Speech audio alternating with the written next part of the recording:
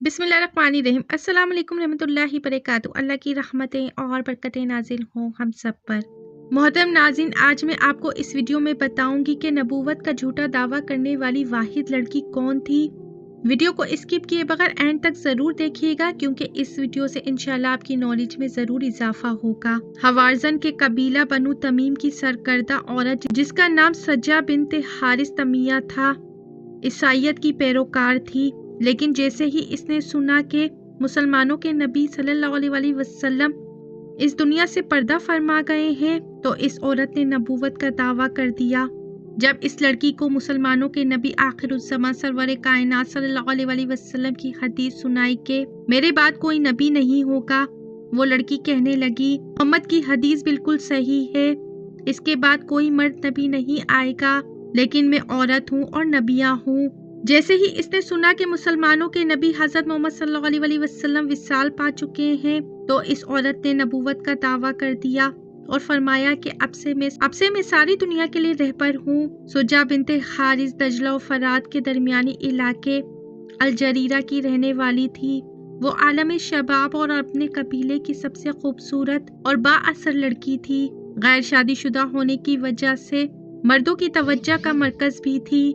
इसके हुस्न के मुतालिक मौरख़ लिखते हैं कि बनो तमीम में इससे ज़्यादा हसीन औरत कोई मौजूद न थी, और सुजा की शक्लो शबाखत और जिस्म की साख में कोई ऐसा तासुर था जो देखने वालों को मसहूर कर लेता था। इसका ज़ेरे लब तबस्सुम अपना एक असर पैदा करता था, लेकिन इसका असल हुस्न इसके अंदाज़े दिलरुबाई में था। जब वो बात करती थी तो इसके हाथों की हरकत, आंखों के बदलते हुए जाविये और गर्दन के खम दूसरों के दिल मोह लेते थे। इस लड़की की सबसे बड़ी खूबी ये थी कि जब भी कोई इस लड़की को समझाने या मिलने आता, तो वो इससे अकेले कमरे में ऐसे अंदाज से मिलती कि पारसा से पारसा इंसान भी इसके सामने पिघल जाता और जाते हुए इसकी नबूवत पर ईमान लेकर जाता। नबूवत का ऐलान करते बनु तमीम और बनी तकलीक इस पर ईमान ले आए। आहिस्ता आहिस्ता इसके चाहने वालों की तादाद बढ़ने लगी। हुज़ैल बिन इमरान, जो ईसाईयत का एक नामवर रहनुमा था, वो दीने मसीह छोड़कर सुजा पर ईमान ले आया। इसके बाद मालिक इब्ने हबीरो, जो कि तमीम का एक बहुत बड़ा मुसलमान सरदार था, इसने भी इस लड़की से मुतासिर होकर इसकी नबूवत का इकरार कर लिया और तर्के इस्लाम के मुर्तदिद हो गया। इसी तरह बहुत से कबाइल इस्लाम छोड़कर सुजा के करवीदा हो गए। इन दोनों बड़े सरदारों और मुख्तलिफ कबीलों के सुजा पर ईमान लाने से वो बहुत मजबूत हो गई।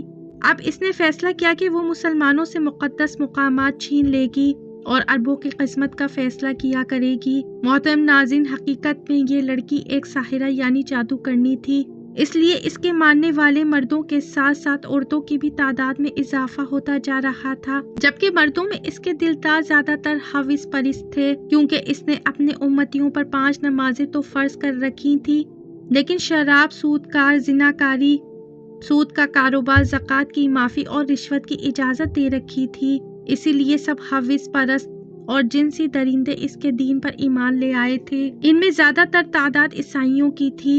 इस लड़की ने मुख्तलिफ शोबों को मौजज़ों का नाम दे रखा था। मसलन वो शैतान और जिन्नात की मदद से लोगों को बताया करती थी कि इनके मीलों दूर बैठे प्यारे क्या कर रहे हैं।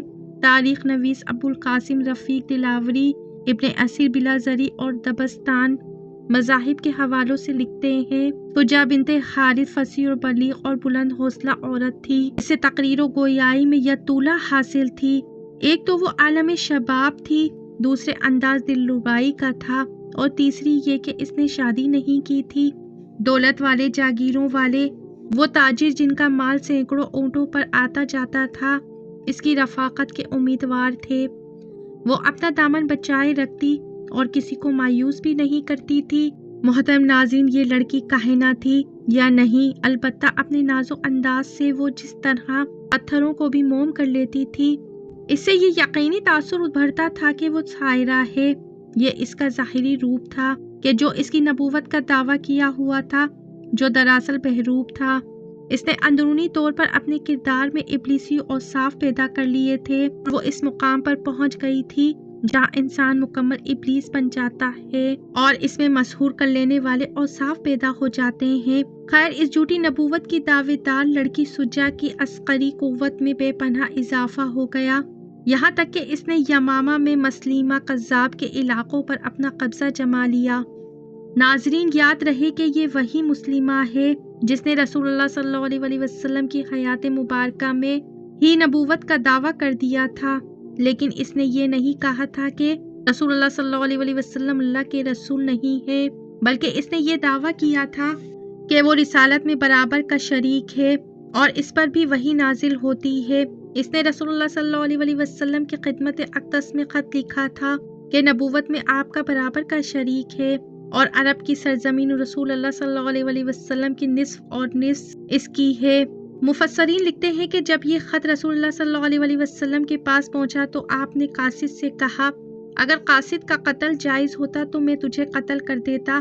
خیر، جب اس جھوٹی لڑکی نے یمامہ میں مسلمہ کے علاقے جہاں مسلمہ نے نبوت کی دکان سجا رکھی تھی پر قبضہ کرنے کی ٹھانی اور نکل پڑی، مسلمہ بھی اس کا جواب دینے کے لیے آگے بڑھا، مگر وہیں حضرت ابو بکر صدیق رضی اللہ تعالیٰ عنہ کا بھیجا لشکر آنے کی خبر ملی تو وہ رک گیا اور وہ سجا سے مذاکرات کے لیے تیار ہو گیا۔ مسلمہ قذاب جو 100 سال کا تھا، اس جھوٹے نبی نے جھوٹی مدیہ نبوت کی مقبولیت سے خائف ہو کر مبارکباد اور تحفے بھیجے اور ملاقات کی۔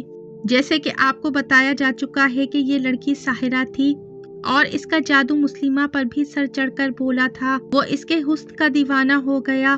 مورخ لکھتے ہیں کہ مسلمہ اور سجا 3 دن اور 3 راتیں خیمے سے باہر نہیں نکلے، خیمے میں صرف کھانا اور شراب جاتی تھی۔ باہر کے لوگ پریشان ہوتے رہے کہ یہ کیا معاملہ ہے۔ آخر چوتھے روز وہ باہر نکلے، سجا کے چہرے پر شرم و ندامت کے تاثرات آ گئے۔ یہ اس وقت آئے جب اس نے اپنے مسلح آدمیوں کو دیکھا، وہ سر جھکائے ہوئے اپنے لشکر میں پہنچی۔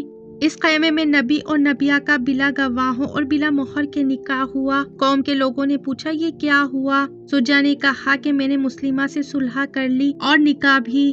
لوگوں کو بہت ناگوار ہوا اور سجا کو لعنت ملامت کی۔ قوم نے پوچھا کہ آخر مہر کیا مقرر ہوا؟